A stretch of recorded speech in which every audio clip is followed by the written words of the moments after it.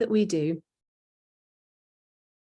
we take a participatory approach, which means that we work with autistic people in all stages of our research and initiatives, from the initial design right through to the sharing of the outcomes. We hope that this means that the work that we do is meaningful for the autistic community. At this point, I'd like to say a big thank you to all our funders, supporters, and team members who contribute to our work and make it all possible. In particular, a special thank you to Pears Foundation for their generous ongoing support that underpins everything that we do. And now I'd like to introduce today's speaker. I'm delighted to introduce Pete Wharmby. Pete is an author, speaker, and advocate. He's published 2 books, What I Want to Talk About and the recently released Untypical, which is rocketing its way up through the book charts. Pete is a former English teacher and has dedicated himself to working to improve autism awareness and acceptance, as well as making the world a more suitable place for neurodivergent people. Thank you so much for speaking this evening. I'm so looking forward to it. You are all very welcome to put questions for Pete in the Q&A box, and we'll ask him as many as possible at the end. You can also post these questions anonymously if you prefer. And now I'm delighted to hand over to Pete, who will be talking today about making schools safer and more inclusive for autistic students. Thank you very much. Thanks for the introduction there. I'm delighted to be here to talk about something that really is tremendously important to me and probably to a lot of people that are listening. And if I was being quite honest, it should be important to the entire planet, but you know, we shouldn't be too optimistic, I suppose. There's a unique opportunity here to witness an autistic adult giving a major speech about 10 minutes after having quite a major meltdown. So that should be quite a fascinating observation for everyone that's taking part in this. I'm going to make a bit of a point of it, though, I think, because all too often there is a sense that autistic adults don't have that kind of thing, you know, that we get through life and we're fine, and you know, we do things like this and we write books and we give talks and we give presentations, and you know, we are absolutely fine and dandy with that without any difficulties whatsoever. And of course the reality can be very, very different to that. So yeah, just like I say, about 15 minutes ago I was starting to come down from what was a fairly major, for me, you know, autistic meltdown. Meltdown is an interesting term that I know has a little bit of controversy attached to it because it's seen as being quite negative, but I quite like it. I've always found it to be a quite descriptive of what the actual deal is. I guess it comes from the idea of a nuclear meltdown. And I kind of like the connection between the two things. You know, when a nuclear power plant melts down, it's not the nuclear power plant's fault, if that makes sense. The nuclear power plant has been left to melt down. Something's gone wrong and it hasn't received the care and the attention that it requires to function, and therefore has a catastrophic meltdown. And that isn't entirely far from how it can often be for autistic individuals like myself, who occasionally find ourselves hitting a ceiling of what we can handle on any given day, and struggling to cope. So I think that it's actually quite an apt term. And I have got, you know, this is one of those very interesting things where I've got a planned talk, and I will get onto that in a second. But because of the context and because I've just experienced that, I do want to make use of it because, as I said, autistic meltdowns, you don't tend to see them. You don't tend to see, you know, people who are known as autistic, you know, people like, I don't know, Chris Packham or Chloe Hayden or someone like that having a meltdown. You know, they tend to be behind closed doors. And I just wanted to take the opportunity just to point out that, yes, me with my new book out in the world, selling copies to people and people reviewing it and all the rest of it, I have them. I've just had one. And yeah, I think if I was still having one, and clearly I have recovered relatively well, although my heart is pounding and I'm quite, you know, kind of stressed, then you might feel very differently about what you're seeing. You probably, for example, wouldn't be quite so comfortable watching me if I was, you know, if this was 10, 15 minutes ago when I was in the throes of the thing. And I think that raises some very interesting questions, because here we're talking about education and we're talking about how to make schools safe for autistic people. And just like me, a lot of autistic students will find themselves having meltdowns fairly frequently. I've talked at length in the past about how autistic meltdowns really should be viewed as being something that's worthy of tremendous compassion. because they're not so different to the kind of meltdown or breakdown or just collapse of being able to cope that anyone might suffer at any given time. All human beings are capable of having a meltdown. It just tends to be that non-autistic people have them less frequently, and I think that's because they're not operating at this incredibly high level of stress all of the time, whereas an autistic person such as myself or a student in the school system is going to be operating at the ceiling of tolerance all of the time. So they tip over and spill over into meltdown more frequently. But as I said, if you were to see me in meltdown, then everything that I'm saying would have a tinge of, I'm not sure about this to it, because we don't like seeing people in that way. We don't like seeing people lose control. We don't like seeing people struggling with coping with the world. We have a tendency, I think, as a species to look the other way, to the point where there are whole kind of religious parables told about this very issue.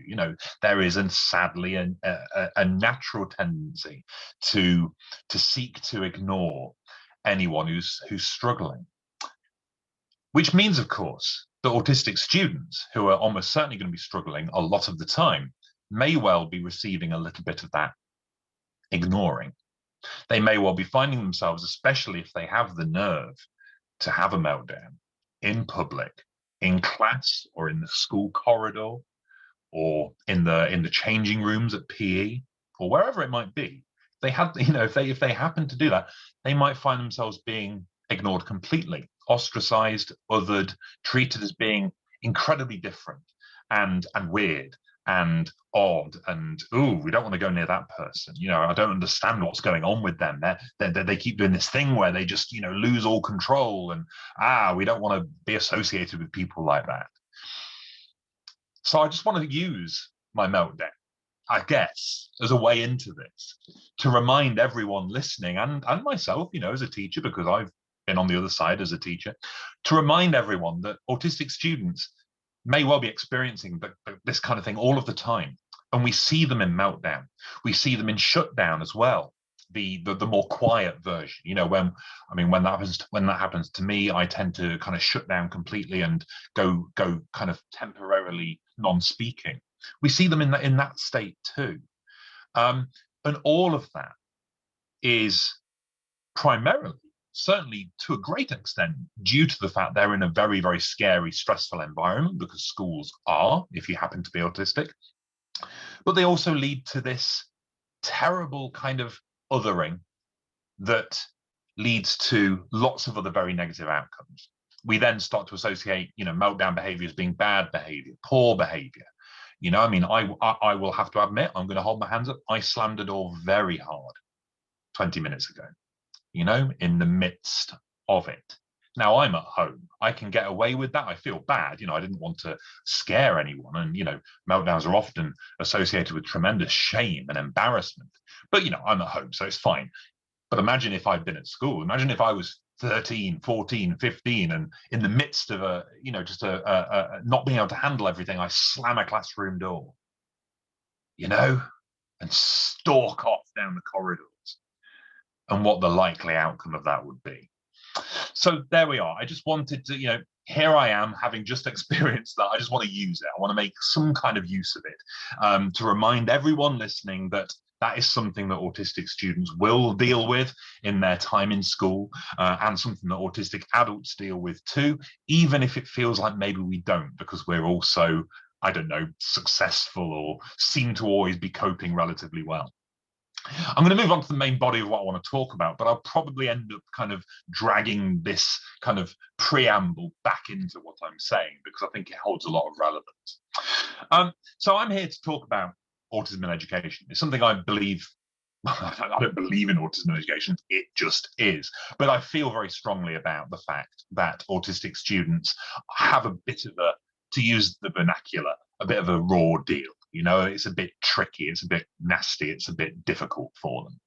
And that stems from various personal experiences. I was at some point, and don't let the hair fool you, it wasn't that long ago, but I was at some point a student myself. I was undiagnosed. I didn't even know what autism was back then, but I sure as heck knew that I found everything very difficult, which I went into quite a lot of detail about in my first book and also my second. You know, finding things like group work difficult, PE, upheavals of routines, teachers' kind of attitudes towards me, lots and lots of things there, very, very tricky and difficult to negotiate. And then, for reasons that, quite honestly, I don't truly understand, I ended up becoming a teacher as well. So I experienced the whole education system from that point of view as well, and that came with years and years of yes, happy times. I've got very fond memories of teaching, of working with the students. I had a couple of ex-students today post on Twitter that they found a copy of my book in the Waterstones in Boston, in Lincolnshire, and they put it up, and it was great to see them again, you know, and the fact that, you know, they said they were proud of me, which I thought was lovely, you know, because I was proud of them when they passed their GCSEs all those years ago, and now they're proud of me for writing a book. So that's lovely. There's happy memories there, but there's a lot of stressful memories too, of being under tremendous pressure as a teacher, of enormous workload, and having to try to work with different children with different needs. It's a difficult job. So I come at this from a couple of different angles, and of course now I'm also a parent too, so I've got that filter to look at everything through as well. And all I ever see, all I can ever walk away with whenever I consider education, is just a sense that, and any educators listening might want to cover your ears, we're not doing a very good job. We're just not. Okay?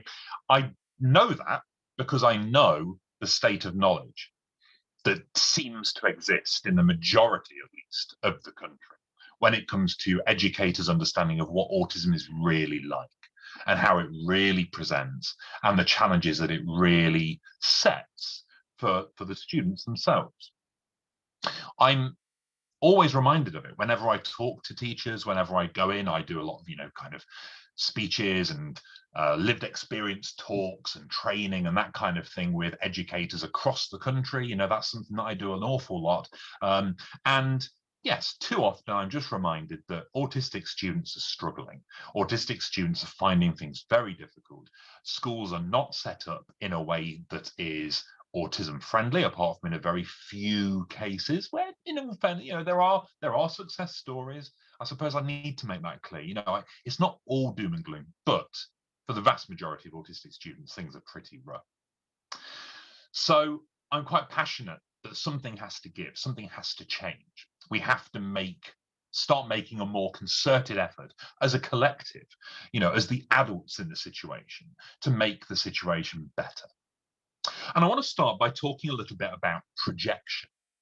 Okay, projection, the idea of psychological projection. It's something that people talk about quite a lot at the moment, particularly in politics.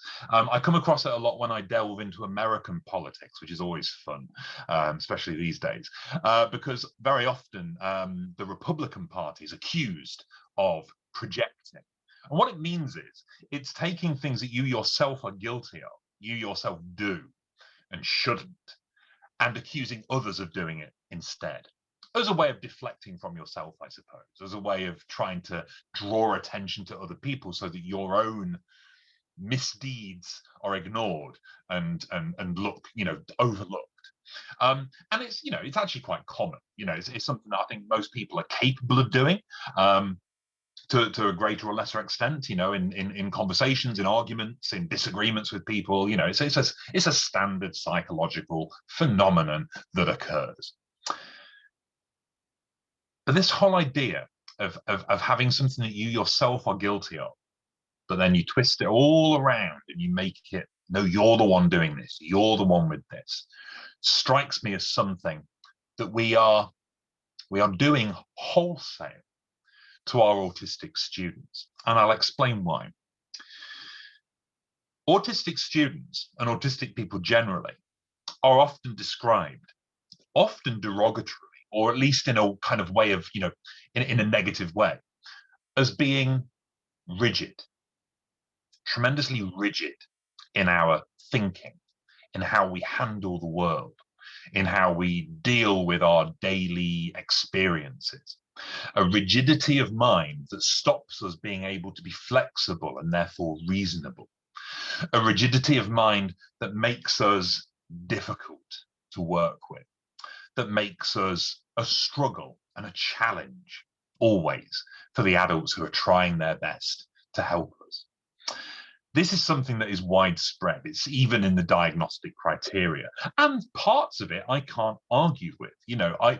Routine, for example, you could argue that having a routine is a form of rigidity. I accept that, and I have a very, very, very rigid routine. And yes, if my routine is disturbed, then I might have a meltdown.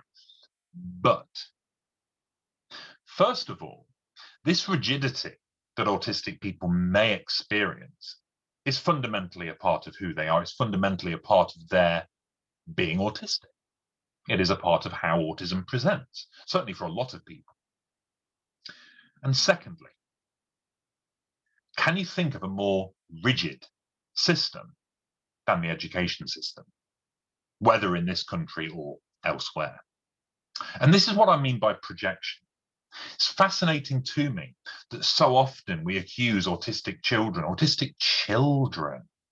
these are kids. They haven't developed the myriad techniques that I've tried to develop over the years to cope with the world. Now I'm 40 and I've got a few techniques. I've got a few things that I can do to try and make sense of everything and to try to cope. They're kids. They haven't had a chance to do that yet. And quite frankly, they've got Fortnite to play and they don't want to have to worry about that stuff. But we force them to. We accuse them of rigidity. We tell them that you've got to be more flexible. You've got to be more willing to experience different things. In English lessons, we might say to them, no, I don't want you to write about another story about your special interest. I want you to be flexible and come up with something new. Why are you struggling again with the fire bell going off? Haven't we sorted that out before? Why are you having to do everything the same way each time? Why? We attack this rigidity that we see, which is actually just defense mechanisms that an autistic child has set for themselves in order to survive. And yet, at the same time, that same system that's accusing the child of rigidity is utterly and systematically incapable of showing any flexibility for that child at all. And I don't think that's an extreme thing to say. I think that the vast majority of autistic students, if they were shown even just a tiny increase in flexibility. So, for example, oh, you don't want to work in a group, that's okay. You can go and work on your own in the corner. Or, oh, you don't want to do PE this week because you're probably dyspraxic. And quite frankly, the idea of working in a team with people that hate you because you're so different makes you want to have an anxiety attack. That's fine. You can go and sit over there. Oh, you want to be homeschooled? Oh, well, would that work for you? Oh, it would. Oh, well, yes, fine. By all means, be homeschooled. That flexibility doesn't exist. Not really, not in any real sense, not in any widespread sense. We are, as a collection of adults in the situation, unable to offer any flexibility to these individual children that need it. And that's not the extent of the projection. There's a whole other bit. I mean, there's probably more examples, but I've got these two that I think are the biggest ones. We've got the rigidity. But what about empathy?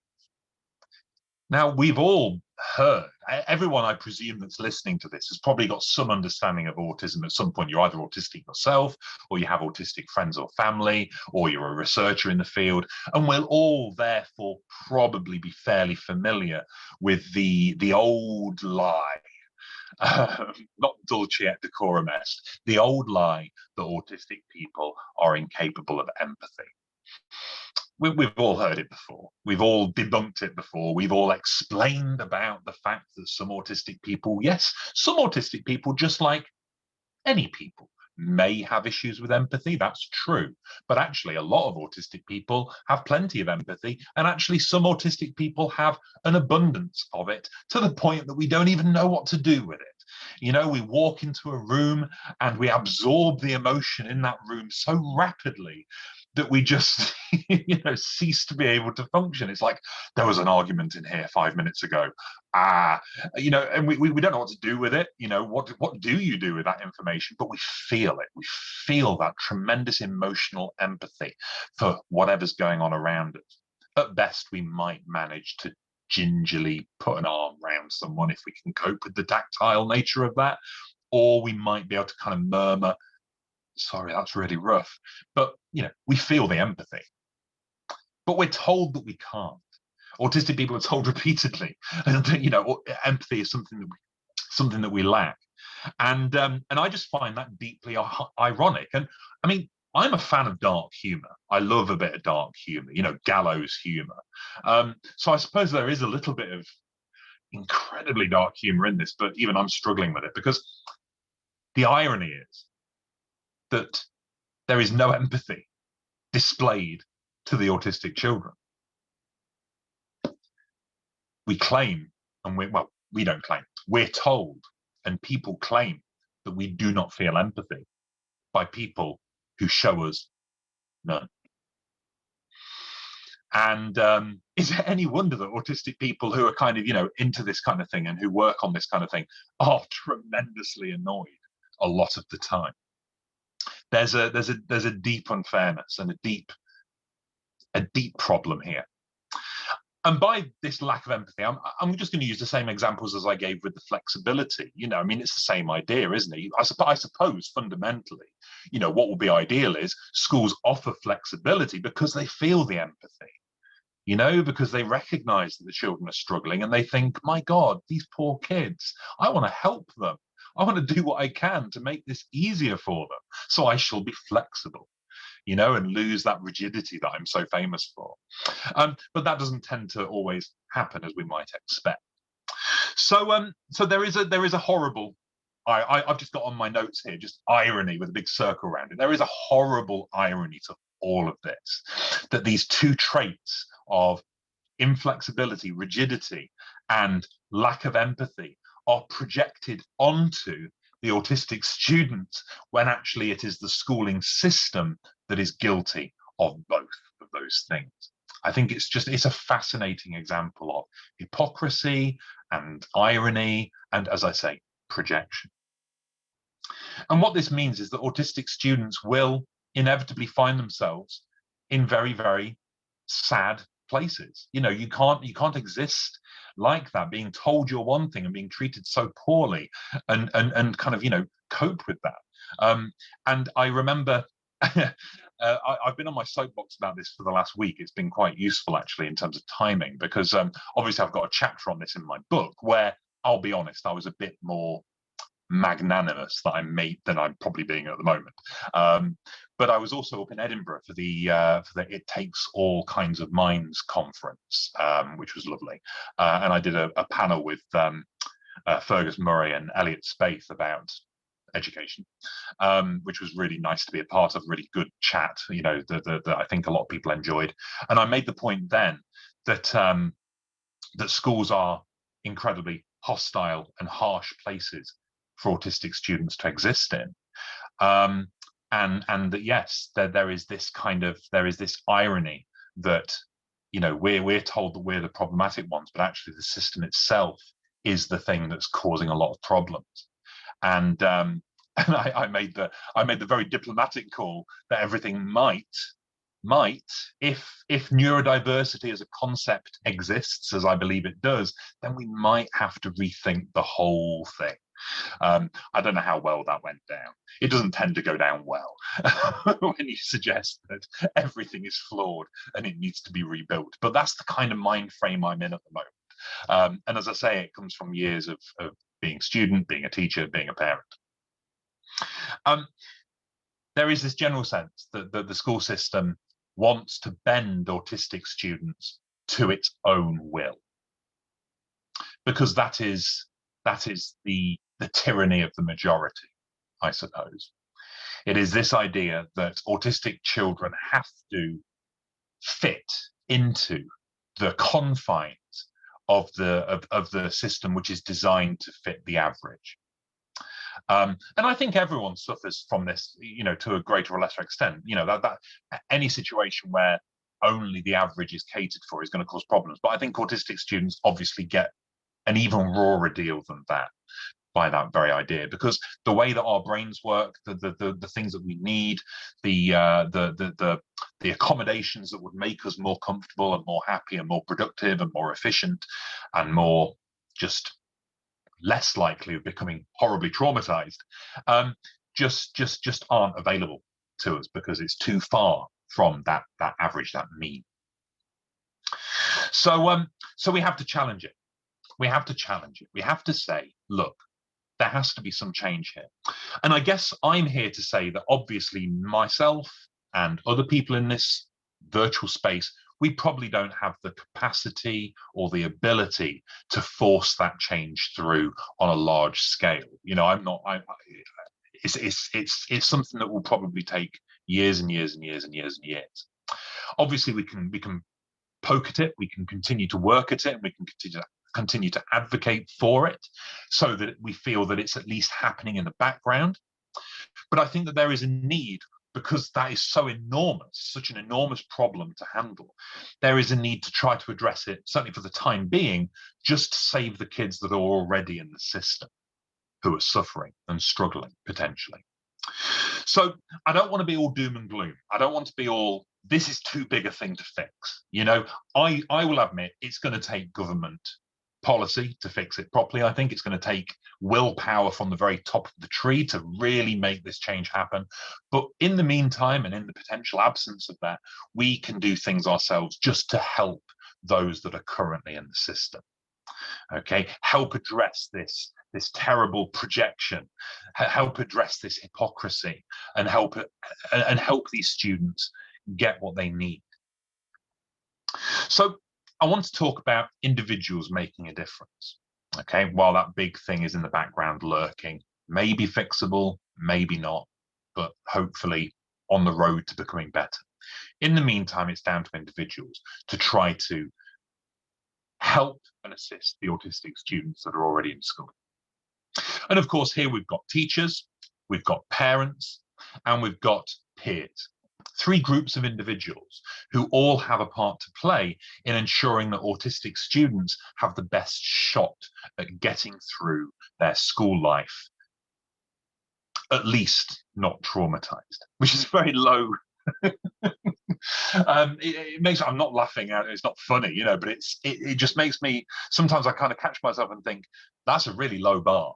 That is a really low bar. Let's just try and make it so autistic students don't leave education massively traumatized. But as I say, we're just trying to fix things, sticking plaster stuff. It's trying to fix things as they're happening. And that's what we've got to aim for. We've got to aim for a system where autistic students at least don't get traumatized. So what can we do? Well, there are luckily loads and loads of little things that we can do to make sure that happens. And I'm going to spend the next, 25 minutes or so just outlining a few of those things, talking about them from my own experience. Maybe I've done them myself. Maybe I've witnessed them happen.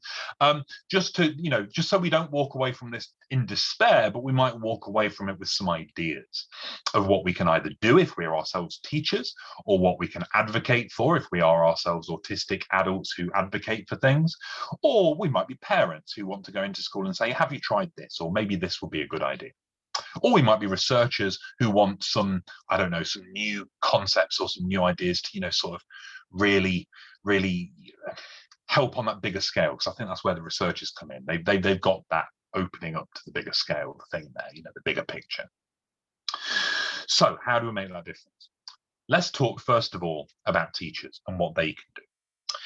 Autistic students, as I said earlier, will be very often, not always, obviously not always, will be struggling with being tremendously stressed a lot of the time. I think that's fair to say. We've got the sensory sensitivity issues that are bombarding us constantly. Things are too bright, they're too noisy, they're too colourful, they're too busy. Have you ever been into a primary school classroom? You know, you walk in there and it's just colours and shapes, and it's lovely and it feels very homely and cozy and pleasant and everything. But for an autistic person who's got visual sensitivity, it may well be a little bit much. I mean, I feel that when I go into a doctor's surgery waiting room with all those posters everywhere, you know, my eyes will just take it all in, and I don't want them to, but they do. It's difficult. So, and then you've got the sound, the smell, the touch, the uniform, everything just causing stress. You've got miscommunication happening because of that communication difference that tends to exist between autistic people and non-autistic people. You've got difficulties with executive function, lateness, forgetting stuff. I think I probably spent 50% of my childhood at school panicking about things that I'd already forgotten, you know, and I don't think I'm exaggerating that, actually, you know, worrying about the fact that I've forgotten a pen, worrying about the fact that I'd missed the homework deadline. You're just constantly anxious, constantly worried about these things. So the autistic students will, generally speaking, always be on the cusp of maybe a meltdown, like, you know, like I've already discussed. So what can teachers do about this? Well, they can know about it, for a start. That helps, doesn't it? If teachers are aware of the fact that these students in their classes, and how, you know, and there could be a fair number of them, if they knew the stress levels that autistic students carry around with them, then that just in itself is going to help a little. It will breed, at the very least, some compassion, some sense of, wow, you know, I'd find that really difficult. You know, if I had that sensory sensitivity, and if I had those communication difficulties and differences, I would really struggle. So therefore, I will feel compassion for this individual, maybe lose my patience less readily, maybe be more reasonable, and so on and so forth. So we need the teachers to know. And someone's just asked the very good question of, well, how do we do that? And I don't think it's that difficult. Not really.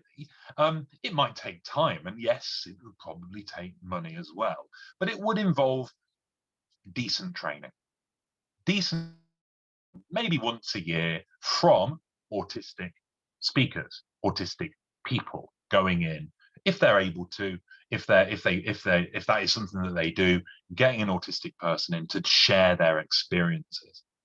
It's not an impossible dream, you know. I know of, I think it's probably fair to say, dozens, if not hundreds, of autistic people who would be more than willing to, you know, either online or in person, share some of their experiences with teachers if it would lead to a better outcome for the students. You know, there's no shortage of autistic adults and individuals and young adults wanting to share that stuff.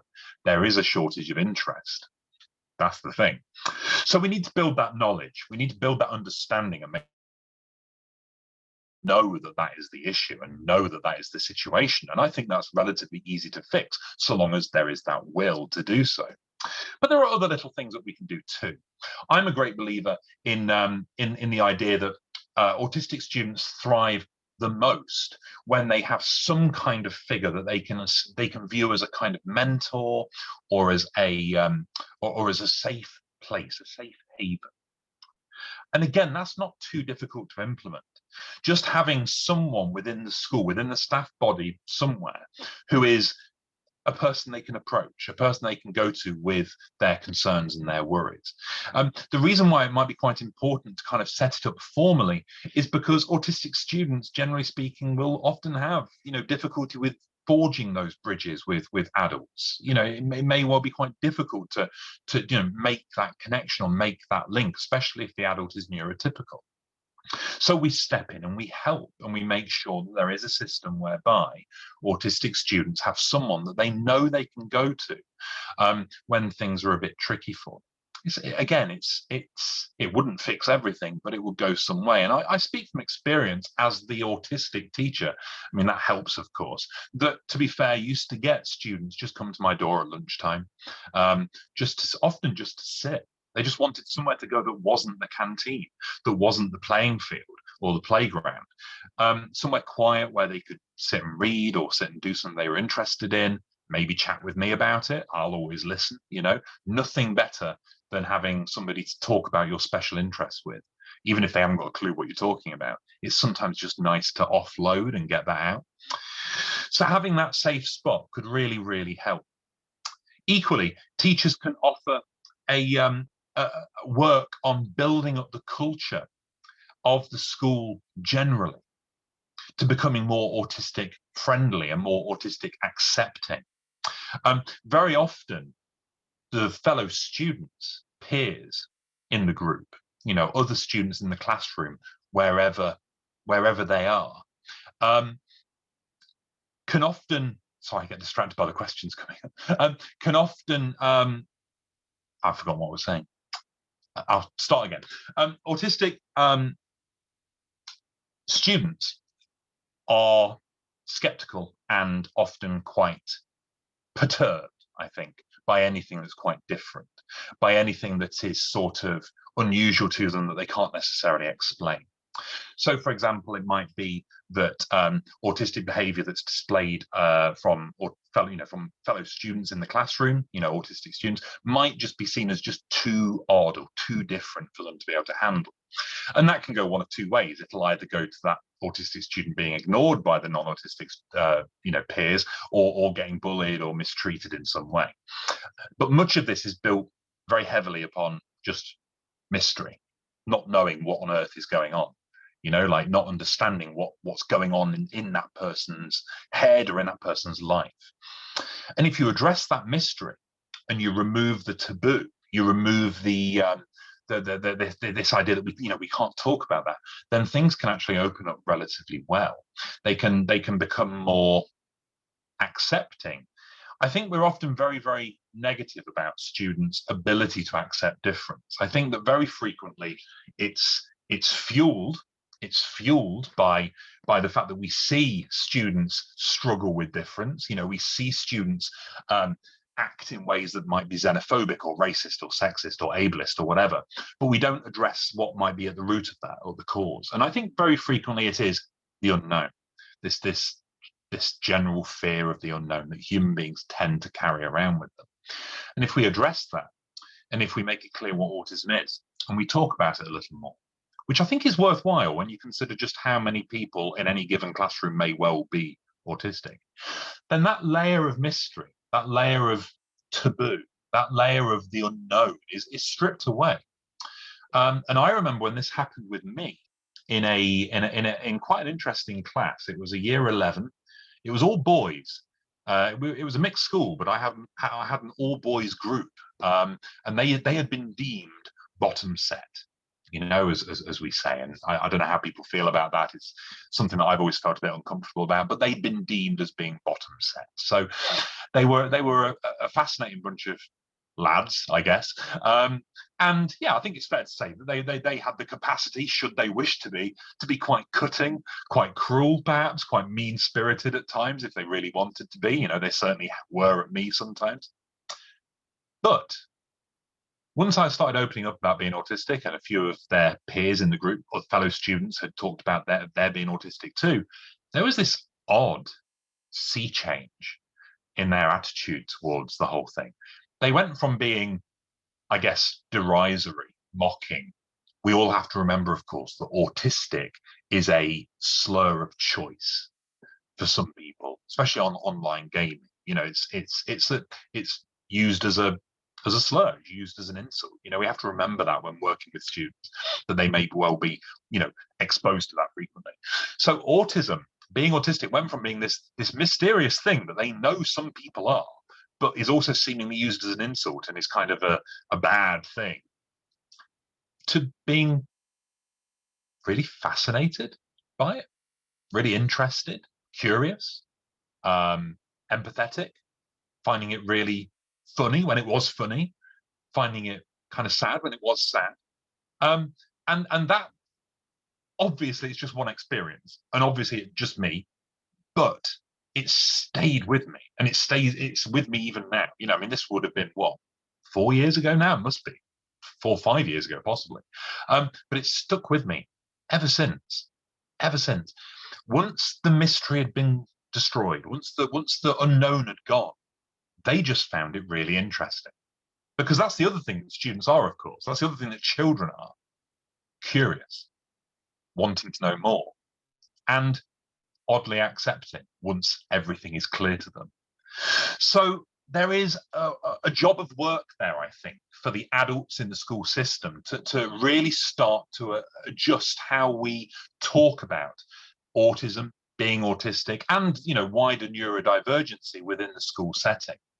And whatever form it might take, from, I don't know, it could be led, of course, by willing neurodivergent staff, although let's face it, we don't want to be putting too much pressure on anybody. And, just because you happen to be neurodivergent and on the staff doesn't mean that you want to necessarily be dealing with all that kind of stuff. But it could be, that could be useful. Or we use assemblies, we use that PSHE time, or whatever it might be called now. They changed the name of it quite frequently.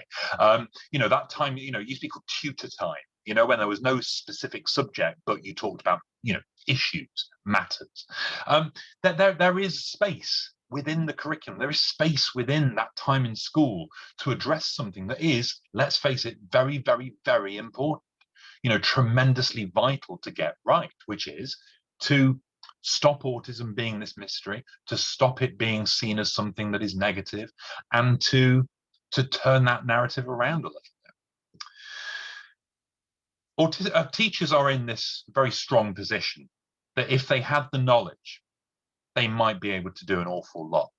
It's just about making sure that that knowledge is there, and it's about making sure that those that when it comes to teacher training, when it comes to ongoing CPD, continuing professional development, when it comes to Ofsted's involvement in all of this, that there is a greater emphasis placed upon autistic voices sharing their experiences with education staff in order to raise this understanding higher and higher, to the point where students might benefit from more compassion and more patience. Then, of course, there is the parents. What can parents bring to this? What can they do? Well, obviously, parents of autistic children, especially if they themselves are autistic, may well already be up against it in terms of spoons, energy availability. I'm not going to question that. That is a very real thing. But there can always be that voice for the potentially voiceless.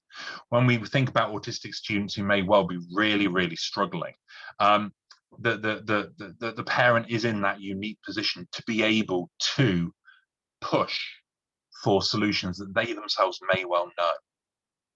So it's my previous meltdown is catching up with me quite rapidly. I'm feeling myself dwindle almost to nothing, but I'm going to keep cracking on anyway. It's an interesting thing to note, actually, that meltdowns, when they happen, have what we call, well, certainly what some of us call, a bit of a hangover period, a bit of a time afterwards where things can start to continue to deteriorate for us. I think you run on adrenaline for a time and then you might start to flag a tiny bit, but I'm going to carry on as long as I'm able to.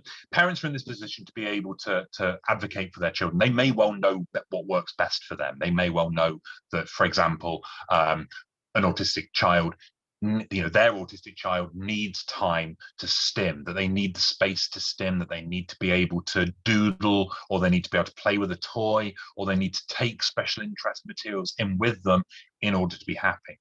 And obviously, I can't say that all schools are going to be accepting of that, or that they will walk away and say, yeah, fine, sure thing, we'll do whatever you want. But with enough adults all making that point, enough parents all making that point, then we might again be able to start to see a bit of an improvement in that area. Because, as I said, these improvements do not have to be massive. They do not have to be really vast or expensive or huge. As I mentioned just now, just knowing that an autistic student might need to stim and might need to doodle or might need to, I don't know, get up every now and again and walk around, that's knowledge that's priceless. That is going to help that student, if they're allowed to do it. That's going to help that student manage their stress levels. It's going to help that student cope with the enormous difficulties that they may be experiencing, and it will also show a bit of willing and a bit of fairness towards them, which might go an awful long way. I also want to address a key thing that tends to happen whenever any autistic person, whether a child or an adult, tries to explain their own needs. And that is the problem of being disbelieved. And again, this is all once again tied in with knowledge, but I'll just set that to one side for the time being. All too frequently, if an autistic child especially actually knows what works best for them, and you'd be surprised at how often they do. After all, we're born autistic and our entire lives are autistic. So we tend to be quite good at finding our, I suppose you could call them cheat codes, our little tricks and tips that help us negotiate the day. Just little thing. I mean, one of mine, for example, is making sure that I lay out my morning cup of coffee the night before I go to bed. Like you do for Santa. How you leave you leave a glass of sherry and a mince pie out for Santa. Well, I leave a plate or a bowl and a mug with coffee already in it, like ground coffee already in it, ready for me for the next day, so that when I wake up and I stumble downstairs, it's there for me.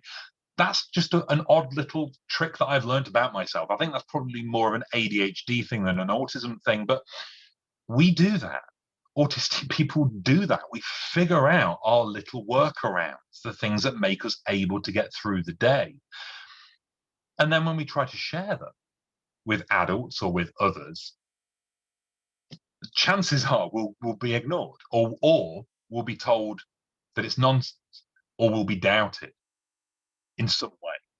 And it does. It happens very frequently, unfortunately. There is a general sense that any autistic child asking for anything is just looking for, I don't know what you call it, like an unfair bonus or an unfair advantage, I suppose they can be seen as, And I had that conversation not long ago, actually. I was working with a school or a group of schools, and the question came up: how do you deal with it when you're offering these accommodations to autistic students and the other students want the same?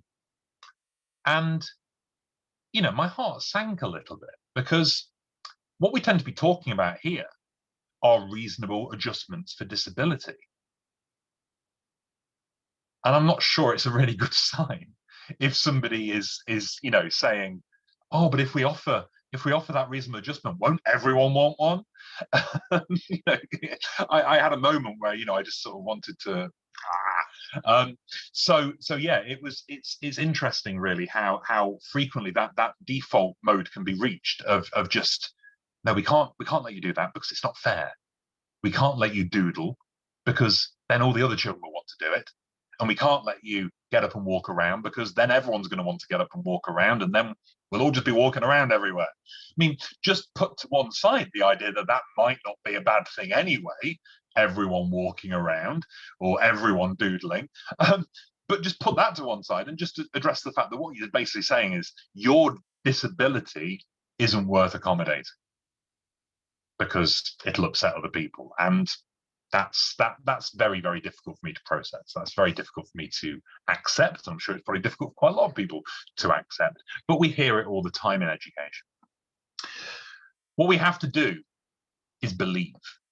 We have to, the adults in the situation, as I keep talking about, the adults in the situation have to believe students when they come to us and explain their needs. We need to know that, yes, they've probably figured these needs out through trial and error over many, many years, probably quite a lot of trauma. And now they're brave enough to come to you and say, can you do this for me, please? We've got to believe them. We've got to. You've got to have a default mode of, sure, I will do my best, rather than no, because it's just it's not fair. It simply isn't fair to treat a disabled person in that way. So we have to show belief. We have to accept. And I don't think there's any better example, actually, of that incredible capacity for autistic students to find workarounds and to figure out what works for them than the fact that so many autistic students end up masking. They end up, disguising, hiding, camouflaging any autistic traits they may have. Because though it can be taught, infamously, of course, it's taught, through things like ABA. It can be taught, but often it's not. Often it's entirely self-taught. Often it's a spontaneous thing that an autistic child or person or adult or whatever their age might be develops as a defense mechanism. and it's incredible, really, that people manage to do this spontaneously often without any input, apart from, as I say, when ABA is involved, or one of those behaviour that I'm not very keen on or fond of. But they do. It's spontaneous, and it manages, and they manage to cope because of it. And that alone, I think, should really raise eyebrows and make us all realise, my word, autistic students can be incredible. That they manage to come up with these solutions. That's not to say, of course, that masking is something that we need to encourage. I mean, I would rather that autistic students didn't need to mask so much, they were able to show their true selves, but, baby steps. We all know, I think, that unmasking can be very, very difficult. Any autistic person would probably be able to tell you of times where they unmasked, displayed their natural autisticness, and immediately get grief for it, immediately get attacked for being different. So, it can be very risky, especially if you happen to be, if there's an intersectionality going on. It's very frequent that can make unmasking even more dangerous, even more difficult. But needless to say, masking as a concept shows this enormous ability to manage and to cope and to adapt to tremendously difficult situations, if only we didn't have to. Anyway, as I said a few moments ago, I really am starting to flag now. So I might just, it's not the most well-structured lecture you've probably ever heard, and I do apologize for that. My only excuse is that I had a major meltdown just beforehand, and I've tried to keep it together. I have got energy left for answers. If anyone has any questions, that would help me. I quite like Q&A. There's a nice structure to that, nice routine. But thank you for listening, and if anyone has any questions, I'm happy to answer them. Wow, thank you so much, Pete. That was incredibly impressive, and such a personal, honest, insightful and thought-provoking talk. I know that I have taken a lot from it, and I'm sure everybody has as well. I can see all of the chat and the questions. I know that everyone's been incredibly engaged by what you've said, and just so impressed at how determined you were to carry on and do this tonight, despite the meltdown. I think there was a very real concern, and thankfully for the audience, that I would have to do 60 minutes of joke or stand up. So I'm very glad that you came and gave the talk. I really, really appreciate it. I'm now going to hand over to my wonderful colleague, Mel Romualdez, she's been monitoring all of the questions that have been coming through throughout your talk, and is going to ask as many as possible. But at any point, just say if you're done for the evening. I might just fall over. You just kind of see me just go like this, and then you can just admire the Lego behind me for as long as you wish, and then just call it a day. Perfect. I'm going to hand over to you, Mel. I have to say, I've been admiring that Titanic this entire time. So we've got a lot of great questions, and I do apologize to any members of the audience if you've asked a question and we don't manage to get to it, but we will try to manage as many as we can. So this first question starts with: the prevailing deficit rhetoric and extended use of the medical model of disability, along with the pathologizing of autistic traits, causes so much harm. Myths and stereotypes around empathy and other topics are still so prevalent. It seems like we are slowly moving toward greater understanding, read the diversity of autistic experiences, as well as applying the social model of disability. But I'm aware that there's still so much work to be done. How optimistic are you at present about the timeline of these changes, and what actions are most urgent in your view? My optimism changes on a daily basis, heavily dependent on what I'm reading and what I've seen online and things like that. I think I'm naturally quite a pessimistic person. I'm sure you'll be like, oh my word, what? I'm quite a grump, so very often I can be very pessimistic. But if I take a step back at any given point, and actually this was mentioned just before the talk, and just get a bit of perspective, then actually it's amazing how much has happened in the last few years. The last maybe 5 years. There has been an enormous amount of change for the better. And that is reason to be cheerful. It really is, even for someone as curmudgeonly as me. However, I am concerned about the rate of change, yes, because autistic students grow up fast. They're in the education system for what, 13, 14 years, and then they're off into the world of work or whatever. And every year that goes by where things still aren't good enough is another generation, another year group of students who are suffering, and that's hard to take. The remorseless churn of time doesn't slow down for us. So I am concerned. I think that the greatest need is in policymakers. It has to be. I'm one for grassroots. I like grassroots, and I have a lot of faith in it.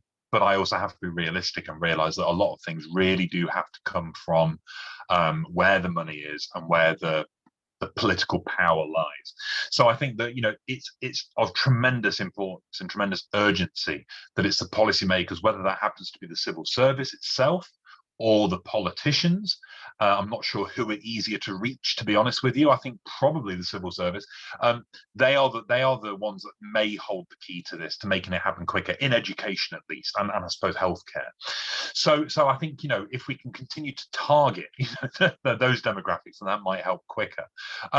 But having said that, every parent, every adult, every teacher, every nurse, every doctor who gets a better understanding of autism from someone somewhere is a win every single time it happens.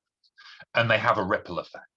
One nurse reads a really good thread by somebody on Twitter and they use it, and other people see them use it in their dealings with autistic, patients or whoever, and it ripples and it spreads and the narrative changes gradually. So don't listen too much to my tremendous pessimism, which is even more pessimistic tonight because obviously, everything. I think actually that there is hope. There is real hope. You can't have so many hundreds of autistic adults and young adults and even kids, online doing what they do, sharing YouTube videos, TikToks, Twitter threads, Instagram stuff, without change occurring as a result. It'll happen. I just want it to happen as quickly as it possibly can. Thank you for that, Pete. That sounded very optimistic to me. So we have a question here. What do you think about autistic students becoming leaders or ambassadors for difference, even leading teacher training with support? I think it's a lovely idea if they want to do it. Fundamentally, autistic students are going to be up against it, in many ways, for many reasons. So I would never want there to be any kind of pressure, and I'd always want to be very transparent, obviously, what was expected of them and what it involved and all that kind of thing. But yeah, as a concept, it's a fantastic idea, and I don't think you'd have a shortage. We talk a lot. I mean, I've certainly talked a lot in the past about this interesting thing that a lot of autistic people share, which is this drive for justice and things being fair and reasonable. I think it's, we don't all have it, but many do. Many autistic people have this drive, and you tap into that in a student body, and that could create wonderful outcomes. I can imagine, a fair few autistic students I've worked with in my life who, if they had a role like that, would have been absolutely fantastic. I just never thought of it myself. Thank you for that, Pete. We've got a great question also related to autistic pupils. An anonymous attendee said, I would love to hear your thoughts on autistic pupils who thrive in the school environment, who love the relative predictability of the day and social interactions, and who end up struggling when leaving education. I wonder how many go undiagnosed because school on the whole suited them, and then later realize that they were having a difficult time. Yes, indeed. Yes, yeah, it's a very interesting point, and yeah, I think it's relatively common. I think there are a fair number of autistic people for whom school was probably one of the happier times. Because the routine, the set structure, the security of it, if it happens to align with your interests and your passions, then certain subjects can just be joyful and wonderful. I had aspects of that when I was a kid. I loved the routine of the school day, and English and English literature and books and reading. I loved them so much that it was never a chore. So yeah, there's a lot of really good stuff there, and yeah, the problem then is you leave that rigid structure, you leave that safe spot, and you're thrown into the wilderness of the world with all of its horrors, you know. And it's a big flip around, you know. And that's why, of course, what do we need to do? Well, we need to make sure that employers are decent as well.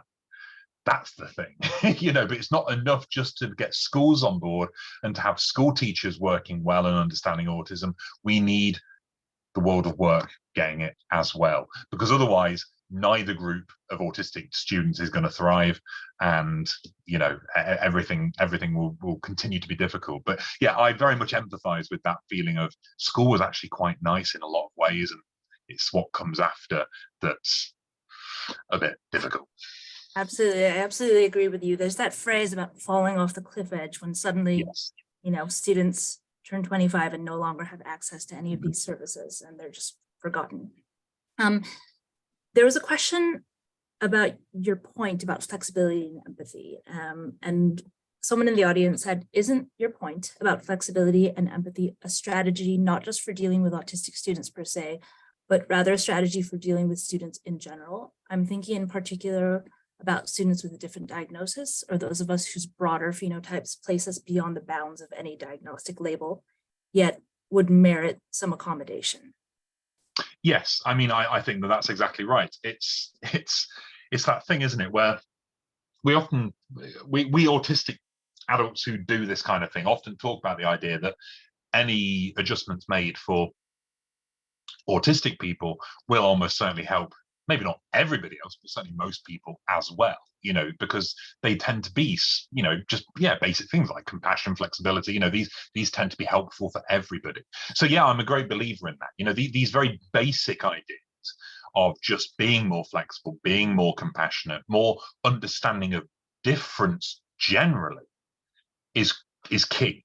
And whatever form that difference takes, well, if we're more attuned to the fact that there is difference, then, you know, then hopefully, you know, ideally what that would mean is that whatever difference is presented to a teacher, a head teacher, I don't know, you know, anyone in the school environment will be acknowledged, accepted, and a source of fairness and being treated well and kindly as a result, whatever the difference happens to be.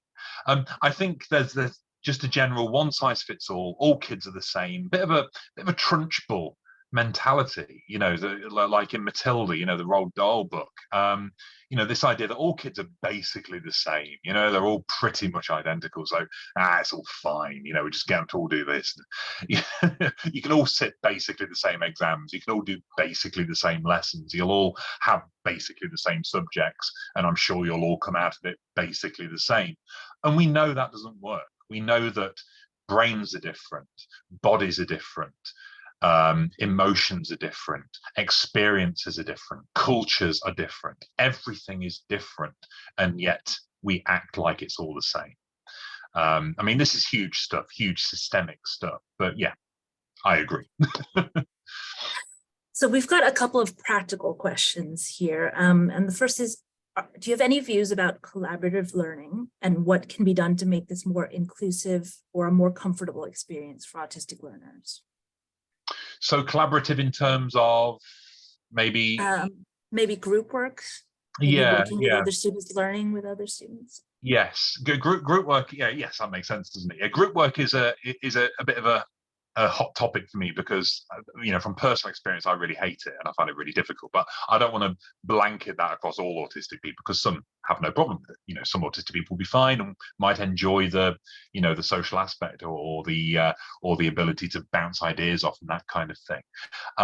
But there has to be an understanding that group work is a real potential trigger, I think. That's what's got to be understood. And I suppose it's flexibility again. But unless a teacher knows the group work really could set off what's the word? You know, when things all go one after the other, a parade domino effect. Yeah, domino effect. Yeah, like this kind of bang, bang, bang, you know, of bad outcomes. then they might be a bit more careful with how they do it. From my own experience as a teacher, I remember we were drilled to include group work in every lesson whenever we could. You know, this was back in 2008, 2009. Group work was the thing that we had to have in our lessons. And if we didn't, we were marked down. So, you know, we became very much conditioned to include group work. And what I found was that often it was applied fairly slapdash, you know, without too much thought. You know, just get yourself into groups now. Come on, get into groups and work together on this task or this problem, without any understanding of the immense social mountain that presents for some autistic students, and to be honest, probably some non-autistic students, you know, as well. For whom, you know, this idea of just getting into a group is difficult enough, let alone them being able to speak up or you know, have any involvement or feel part of the group or anything. You know, there was often very little understanding or care about that. And I've got, you know, vivid, painful memories, you know, seared into my mind of group activities, you know, that I instigated, you know, where there were students wandering around without a group because they weren't invited into one, or they didn't have enough friends to be able to forge one, or they did have some acquaintances, but they went off and did their own thing and they were left all on their own. You know, these painful moments that people carry around with them for life afterwards, happening right under my nose. And I could have just thought a little more about it, you know, and allocated it, or at best, you know, best case scenario, realized this is not for everyone. You know, this is not for everyone. This does not suit everyone, and not everyone needs to work and learn in groups if it does not work for them. I believe that for some autistic students, so much energy and life is poured into just trying to cope with being in the group that they learn nothing. So what was the point? You know, and people will often say, teachers will say, and have done to me in the past, and they've said about eye contact as well, but don't we need to prepare them for adult life where they might have to do this? And my answer to that has always been no. You don't need to traumatize someone in order to prepare them for adult life. That's not how this should work. If as adults they don't want to make eye contact, they're adults, they won't make eye contact. You know, give them that autonomy, give them that independence, teach them that autonomy, make them aware that that autonomy is important and valuable and worth something tremendous to them, you know, rather than you know, train them to just hurt themselves in the service of other people. That's not something I feel comfortable with, you know. So yeah, I think group work has its place, and we always have to be aware of the fact that some autistic people will thrive collaboratively, you know, they will, and that's great, but we need to remember that that's not always the case. How do you feel about answering maybe 2 more questions? Yeah, I can do 2 more. Okay. So how can we use this experience and approach autistic students when it comes to post-secondary education? I remember Elliot Spaeth had a really good point about this at the conference in Edinburgh, about university students, and this idea that, you know, well, you know, adults don't need accommodations, you know, or adults, you know, if you want to be treated like a grown-up, you want to be treated like an adult, then you shouldn't be asking for all this special treatment kind of thing. And I think, to paraphrase his point, was something along the lines of, well, they're adults and they've used their adulthood and their autonomy as adults to determine that they want this accommodation and they need this adjustment. So therefore, there is no problem here, you know. And I thought that was eye-opening, and I thought that was a really neat kind of way of looking at it. I thought that was fantastic. But yeah, you know, basically, it's like that old thing, isn't it? We don't stop being autistic at 18. We carry on being autistic and having meltdowns all the way through our lives. So, you know, there has to be a better continuation of support between secondary school, whatever form college or sixth form takes, and then university, or whatever, you know, post college apprenticeship or education that they enter into. There has to be a better connective tissue there between those times, because otherwise we have what we talked about a few moments ago, which is you're dumped by the fairly nurturing and supportive atmosphere of a school, into a cold world, which has little interest. And having spoken to enough autistic students at university, I think there is very often a bit of a lack of support that can be a real shock, especially with things like exam arrangements and accessibility issues and things like that. So yeah, there needs to be more communication, more work done on linking these stages of life together and making sure that the support that autistic people need continues to exist for them. Absolutely. And I think there's this misconception that if, they're at university, they've made it this far, they don't need support. Yes, when the reality may well be that they are hanging by a thread, and it won't take much for things to potentially go horribly wrong. So last question, do you know of a group for autistic teachers, kind of like the group that Mary Doherty founded for Autistic Doctors International? I do actually. Well, there are a couple on Facebook, but there's one starting in the Southwest at the moment that I'm meant to be trying to help, and my executive function is so bad that I'm doing very poorly in my attempts to help them out and get them off the ground. But there's a group in the southwest of England who are trying to put together a kind of neurodivergent teacher network, for staff members who just want to kind of have support. So yeah, I think look up neurodivergent teacher network, look that up, and it's just getting off the ground at the moment. The last time I was in contact with them anyway. But there are others, I think, across the country. Facebook is a lot of very bad things, but in this case can be quite useful. There are some actually quite nice communities on there, if you can find them, who of individuals who just want to help each other out and boost each other up. So yeah, they do exist. But yeah, look up NTN. That definitely does exist. Fantastic. Thank you so much, Pete. I actually wanted to share one really nice comment from an anonymous attendee before we end. And they said, "Thank you sincerely for speaking. This has been reaffirming in so many ways. And I'm grateful you spoke on your meltdown as well. Honestly, life-changing.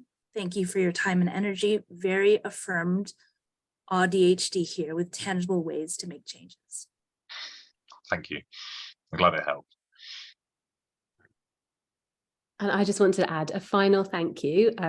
I think that attendee summed it up perfectly. You've given us all so many practical tips. It's been an incredibly meaningful talk.